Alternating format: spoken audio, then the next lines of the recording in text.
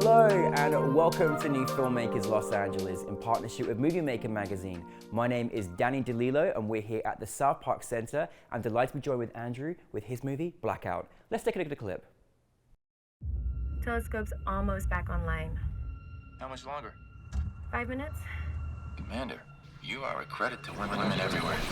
I'm getting a little interference here. Can you repeat that? Nothing. Right. Jim? Warning. Unknown motion detected. Initiate emergency disconnect from the Athena. Oxygen 10%. Let's not overreact here. Jim, open the door! Oxygen 5%. That's not possible.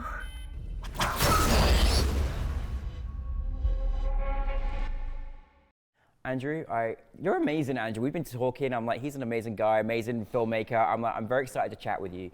But listen, thanks so much for bringing Blackout to New Filmmakers LA. Like, it's been a pleasure. Thank you for having our film as part of the festival. Of course. For those that haven't seen your film, tell us a brief synopsis.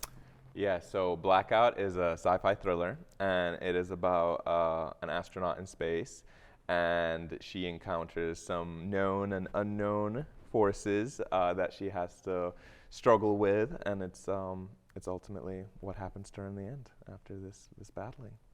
Well, I mean, it was a fantastic watch, and I'm always like, I'm in absolute awe of a filmmaker that can make a sci-fi film in space, independent, short film. Like, that was quite a feat, like really, really, and I can't wait to get into that. But just tell us a little bit about where you got inspired to create this particular story. Yeah, so Blackout was developed through a program called Film Independence Project Involve, and that is a program that champions filmmakers from underrepresented backgrounds to come together to create a short film. And Blackout was the project that excited my group. They were like, it all started actually with the inception of the writer, Jasenia. She was like, she actually had some struggles in the workforce herself with microaggressions from her male counterparts. And she was like, I want to tell a story about these kind of microaggressions and the workplace. And I was like, well, why don't we put it in a situation we hadn't seen it before? So I was like, let's put it in space. And then we were also like, well, we know what the messaging we want to have subtextually, but I don't like a message with a story. I like a story with a message. Yes. So we made that like the the subtextual layer, and then we built the story of, say, this unknown life form and this male counterpart, and some of those microaggressions came out in that.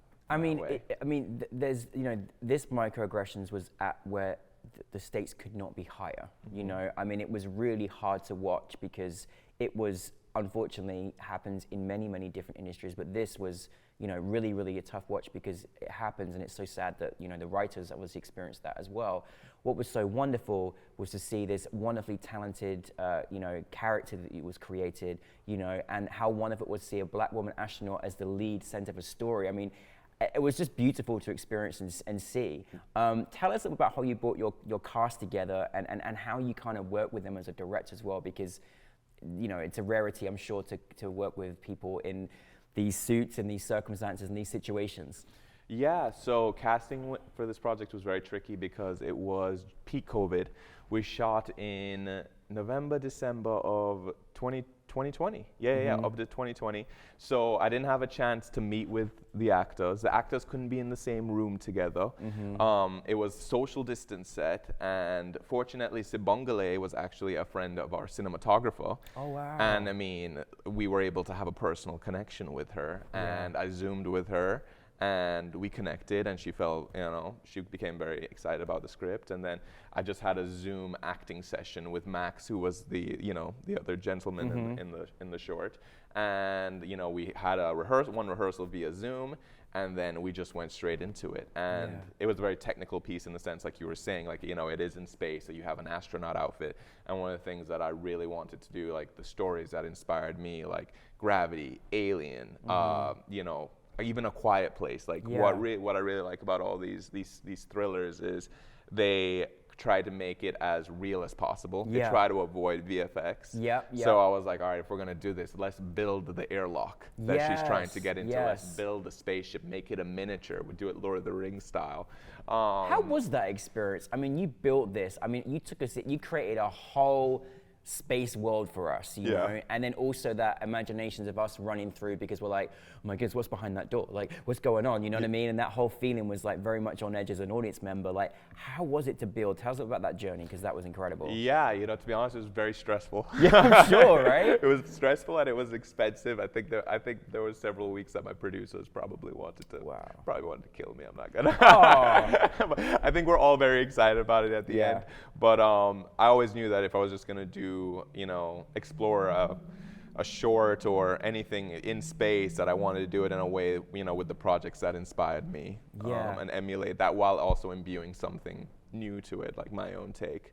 I mean, I don't want to take away, because I think her performance was amazing. It's very hard, you know, I'm sure, to actually film, you know, in this astronaut, you know, attire. Like, she did such a great job. Like, just everything was spoke in the eyes, and your DP she knew that did a great job in capturing these moments. How do you kind of, you know, when you're working on a film like this, did you kind of know a certain style that you wanted, how to kind of shoot it, how to kind of film it? Was that something that you worked with your DP, or how was that process for you? Yeah, I think Alan, my DP, and I, there was a lot of theory involved, to be totally honest with you. I've never done a sci-fi project before. There was no... First of many now, I hope. So, you know, it was, we did the research, you know, we knew what others had done in the past, but we had never done it ourselves. But I think we trusted each other, and I do think, you know, filmmaking is a team sport. I love sports. I always reference that, and we all have our role to play, and we have to lean on each other as a team to get to the goal line.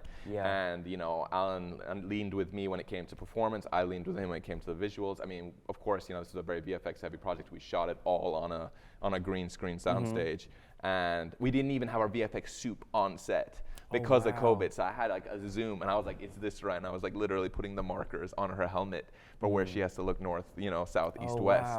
So, and we just kind of, you know, but we worked together, and I think it all came together well in the end. It really, really did. It really did. And let's just say it was so great because it was part of, after, you know, 2 years away for us at NewFilmmakers LA, to have it live in person with an audience. How was that experience for you to just be there with an audience, because it's one of your first times as well? Yeah, no, it was very rewarding. You know, I love filmmaking. You know, I came out to LA for this. You know, I went to the USC School of Dramatic Arts for my MFA, and you know, I'm always trying to pump out the next story, and I have stories that I'm very passionate about. But sometimes, especially during COVID, you know, even though my passion for my films hasn't wavered, I never get to really see the audience reaction, because I'm so in it trying to get them made. Of course. I forget to, oh my God, I get to share this with people, and like people, you know. And that's what it's about, and right? that is what it's about, you know. You want to create content that excites you, but sometimes the battle to get it made is, you know, could be so tumultuous and so long, and so, you know, just keep a narrow lens that sometimes when I get to pull back and actually just see where all the work is going and see people respond to it, you know, to be honest, it's just like, you know, I put a little fuel in the fire for me to keep doing what I do. Well, I mean, it's part of a fantastic program. I'm just curious, following on a little bit from that, what did you kind of want your audience to kind of take from your film? Yeah, no, I wanted my audience, I wanted them to watch it again. Yeah, You're like, wait a minute, I need to watch that. Did I catch everything in that? Yeah. I watched it 3 times, actually. Oh, that's awesome. Yeah, so there you go. Yeah, so I wanted it to be a roller coaster. I want people to have fun. I especially think post-COVID, as much as, you know, I love, you know, the deeper, like really, you know, can be dark and heavy subject. I wanted them to have fun. I wanted to be on the edge of their seat. And I also wanted to look back on some of those moments and see, you know, they're like, wait a minute, you know, what are they trying to say there? Because I do think there's these subtle moments, like I said, where we do explore, say, these micro aggressions, misogyny. Absolutely. A black woman, even in a position of command, is still battling for command. Yeah. You know, I think there is some relevance to times today, even though you know, this is a sci-fi thriller, it is in space, and I want people to have fun. Yeah, but we kind of ignore that as well, because I mean, it was so wonderful to see this lead actress just, you know, do such a fantastic job. Yeah. And, you know, it's very important to remind people as well of also the microaggressions that exist in everything, in every workforce, and that we need to keep making those changes. So really, really good. What is next for you, Andrew? What is next for me? So I have another short film that I finished right after Blackout, Noche del Infierno, Hell Night, and that is like about sorority sisters who are pledging, and it is Hell Night. I don't know if you're familiar with a Hell Night in Greek life, but pretty much a part of the hazing ritual is they have to write in blood what they see when they look at each other. And all of these 3 Latinas are subcultures of the Latina community. So you have your white Latinidad, you have your stereotypical like voluptuous Latina, and then you have your Spaniard who's not even Latina, but people confuse Spanish and Latino people all the time. And how when they write in this book, they write very stereotypical things about each other because they're judging each other.